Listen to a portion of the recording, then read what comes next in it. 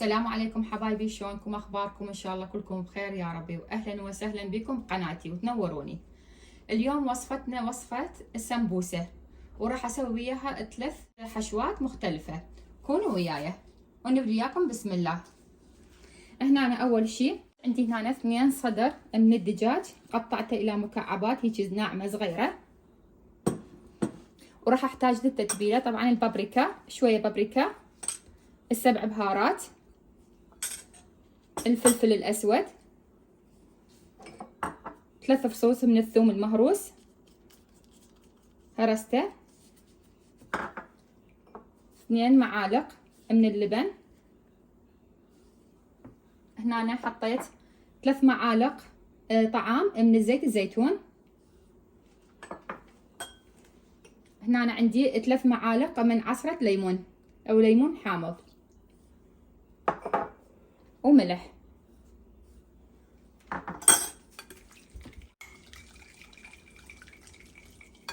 وراح اضيف الدجاج، 2 صدر دجاج مثل ما قلت لكم.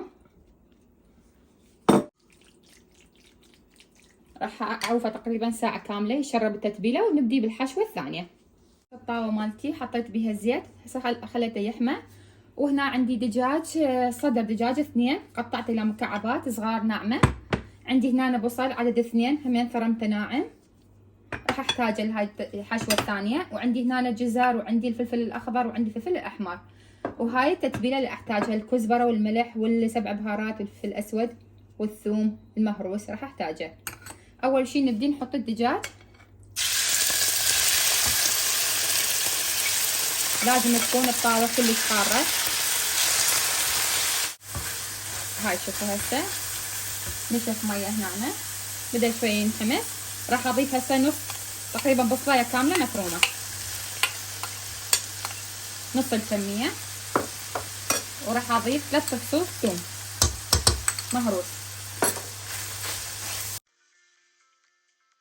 هاي شوي هسه نحمسه. راح اضيف الفلفل الاخضر والاحمر، وراح اضيف الجزر المبروش.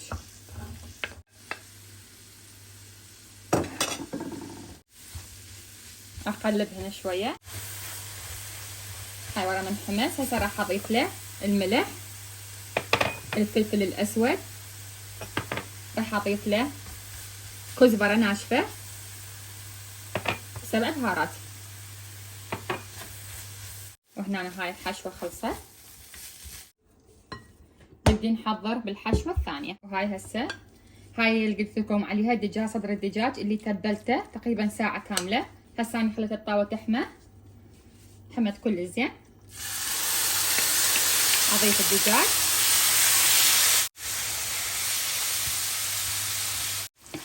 هذا انحمس.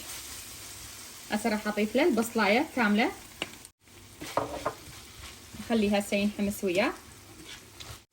بهاي الاثناء اني قليت بوتيتا كامله بشكل مكعبات هيك شكلها، راح احتاجها لهاي الحشوه.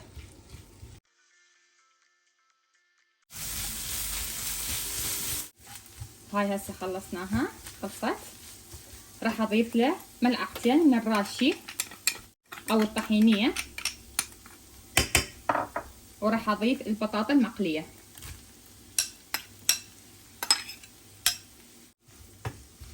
قلب بيهم. وهاي خلصت الحشوه الثانيه. جينا نسوي عجينه السمبوسه او عجينه البورق. هنا حطيت تقريبا 4.5 كوب طحين. هذا الكوب هذا قياسه 4.5 كوب طحين.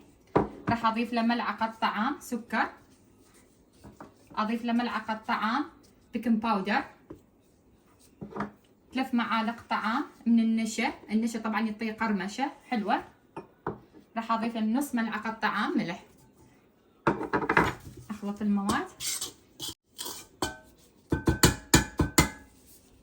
وراح اضيف له هنا انا طبعا حضرت ملعقتين زيت، اي زيت عندكم.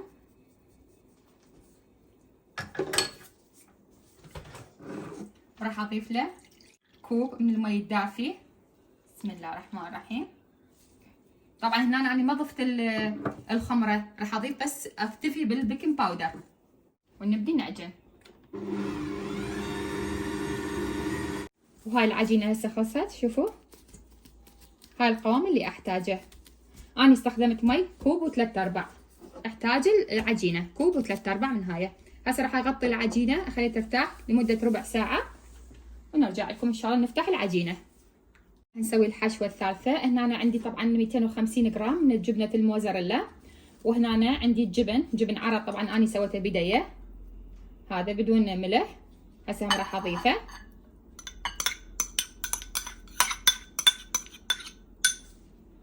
الحشوه مثل ما قلت لكم انتم تتحكمون بها. وراح اضيف حبه سودا، اختياري، شي اختياري بكيفكم.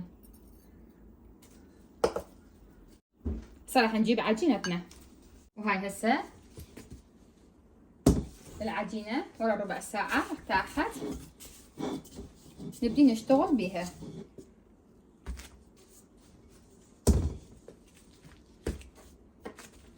طبعا هنا انا حضرت قالبين، هاي القوالب اللي راح استخدمها، عندي وحده صغيره وعندي وحده كبيره، فانتوا حسب القالب اللي عندكم بكيفكم. ابدي اقطعها. شوفوا العجينه شلون حلوه ما تلزق، هي هيك العجينه طريقها انا تصير.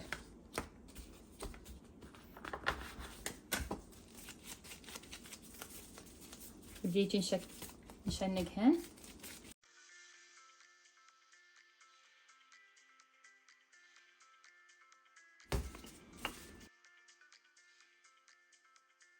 وهاي هسه ورا ما فتحتها.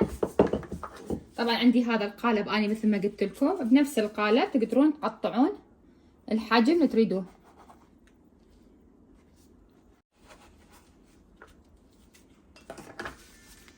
ابدي الم هاي العجينه عشان نقها مرة الثانيه، اتركها تقريبا من 5 دقائق الى 10 دقائق ترتاح، بعدين هم انا افتحها.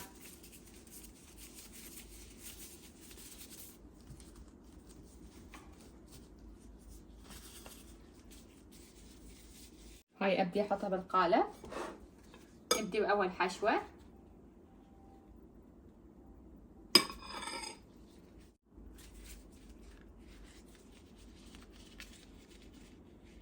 وهذا الشكل الاول، شوفوا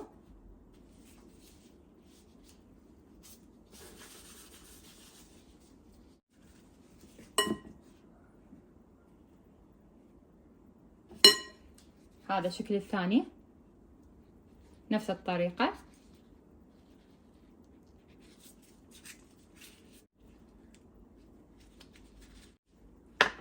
هذا شوفوا هذا الشكل الثاني. حبايبي ورا ما خلصت هسه احشاء السمبوسة او البورك، شوفوا هاي الكمية طلعت من عندها. هاي تفريزات رمضان، قسم من عندها شوية راح اقلي من عندها والباقي كله راح اضمه تفريز رمضان. حبايبي هنا انا حضرت الطاوة.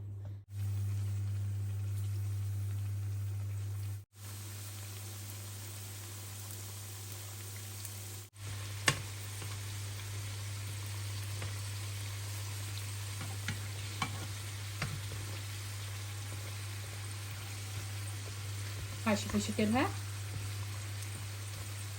مو تعوفوها تتركوها، دائما قلبوا بها. ومن تفرزوا بالمجمدة متحب حابين تقلوها راسة تطلعوه من المجمدة للقلاة، لا تنتظروها تموع.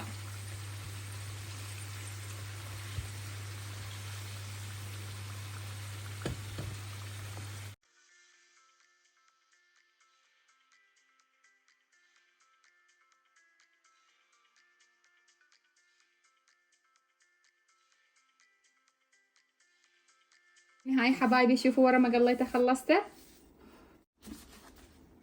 شوفوا شكله ايش قد حلو صار. عجينة سهلة وهشة وسريعة، وألف عافية. إذا عجبكم الفيديو تنسونا باللايك. شكرا، مع السلامة.